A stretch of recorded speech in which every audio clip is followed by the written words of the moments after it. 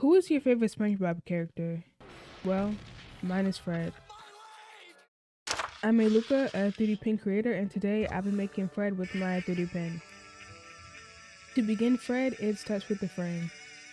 There's a lot of reasons why Fred is my favorite character in SpongeBob, and one of them is how iconic he is. You can say, "My leg!" and everyone will know who you're talking about. Fred is also a businessman and has many jobs, and I'm not surprised since he needs a lot of money for the constant leg surgeries.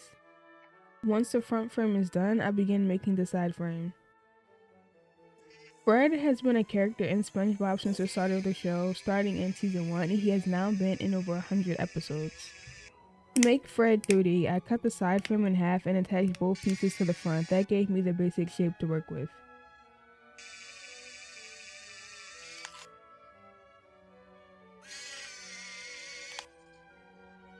Next up, it's time to start filling in the frame, which is the part where I stare at it for way too long and question all my life decisions, then start making lines, and a lot of them. Before I get too far, I just want to say no one really talks about it, but Fred might be the most psychologically damaged fish in a Bikini Bottom. This man's entire identity is getting his leg broken over and over again, and it's causing real harm. My proof, you may ask? The man's door knocker is of his own leg. People are quite literally hurting his leg to get his attention. Now I'm filling in the frame, basically the 3D pen equivalent of coloring inside the lines if the lines were made of hot plastic and it burned if you colored outside of them. This takes an incredibly long time and looks very boring on camera. This is up to 5 times speed, by the way. So for your sake and mine, let's skip to the end. And it's something. I removed Fred's leg because his pants weren't long enough. But mostly to give him a very dramatic cartoon broken leg. I stuck it back on and fit tested the boot. I didn't hate it, so we moved on to the crutches. The crutches? Yep. There's a lot of different options of Fred I could have chosen, but I like this one the best. He has a good vibe here. The crutches were relatively simple to make, and now it's time to smooth everything out. This is a Clover mini iron, and I primarily use it to smooth out big chunks of my projects.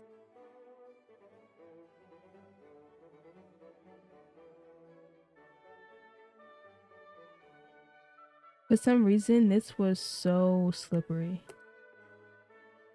This is one of my newer tools, a wood burner. I prefer the flat tip and not the stock one that comes with most soldering tools. I really struggled smoothing out projects with these beveled tips because they work at an angle. The Clover mini iron and this burner are completely flat and so much easier to work with. Next up was the mouth, and it was as simple as building that filament around to make the mouth and using the wood burner to make the lips. The eyes are just circles, and not to waste filament, I built up the eyes instead of stacking up filament.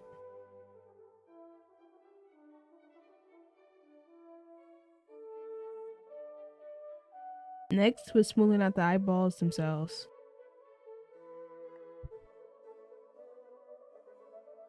The arms were too high, and I also forgot about the fins around his mouth, so I made those.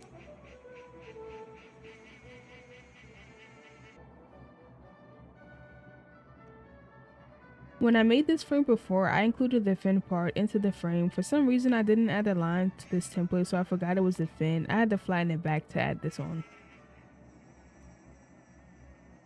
Just like all the other parts, it was smoothed out, but this doesn't look right.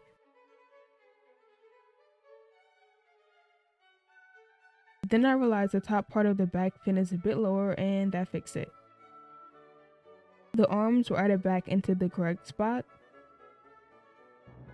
And I burned his leg to add the foot back on. To secure it in place, I added more filament, then smoothed it out.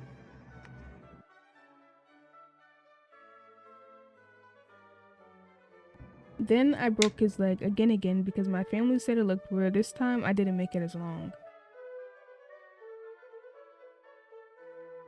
Oh, I also almost forgot the nose. I also forgot to record, but I added the eyelids and a bump to the head. If you want to see how I made the eyelids, watch my Alien Toy Story video. Since everything is done, it's time to sand.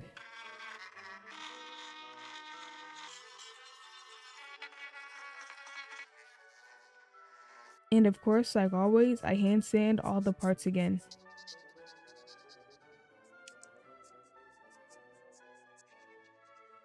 All that sanding messed up some parts, so I had to go back and fix them. The lips weren't lined up correctly and the belt wasn't looking good. The line between the eyeball and the eyelid also needed some work. Now, to make the actual cast wrap, I'll be using Filament.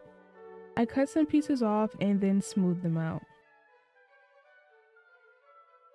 The hard part was putting enough heat to weaken the filament, but not making it too hot to where I couldn't wrap it because I was burning myself. I got the hang of it pretty quickly and decided to wrap the left arm and the stomach as well. Fred looks good, but he needs something to stand on, and I immediately thought of the bus stop from Rock Bottom. I normally don't make things like this because it takes a very long time and I can't use styrofoam, and making 3D pin boards completely flat takes a lot of time.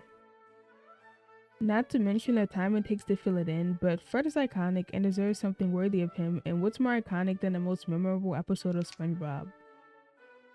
I ended up making the second square too big, but to not waste filament, I turned this into the bus stop sign.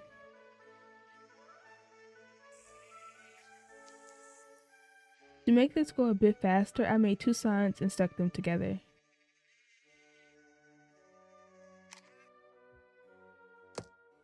Then I had to smooth the sign out to create the design of the bus stop. It's flat with a built-up layer on top of it.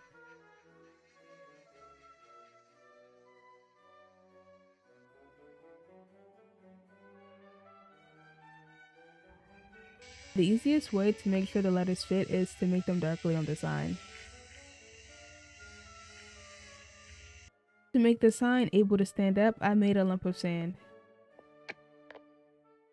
Then to make sure it fit, I stuck it inside, then smoothed out the rest of the parts.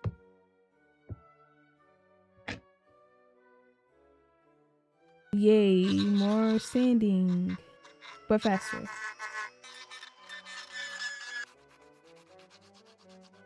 This is car putty and I'll be using it to fill in the gaps.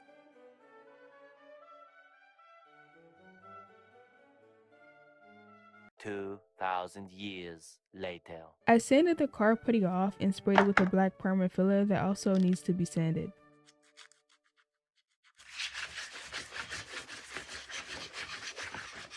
Then I wet sanded.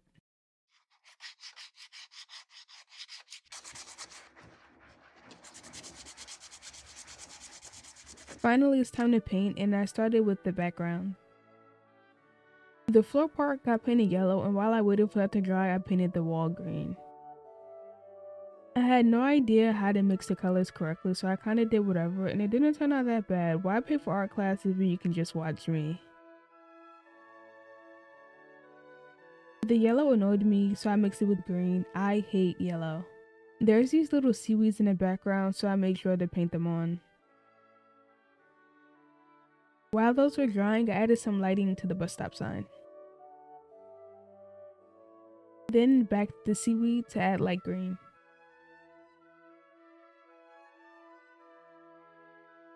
Now it's time to add the black shadows and line work.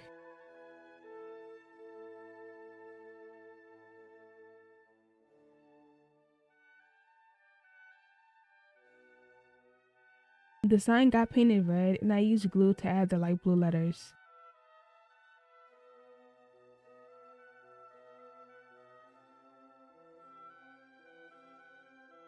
Since the background is complete, it's time to paint Fred, and first we start with green. It's actually green and black, but it didn't look right, so I added brown and it turned out perfect. I forgot the limbs were lighter, so I went back and painted them the correct color. The pants were painted brown. The eyes and the cast were both painted white. Finally, two black dots for the eyes, but I wasn't done here. I went ahead and added a black outline to the cast. This was kind of difficult to do because of the way everything was angled.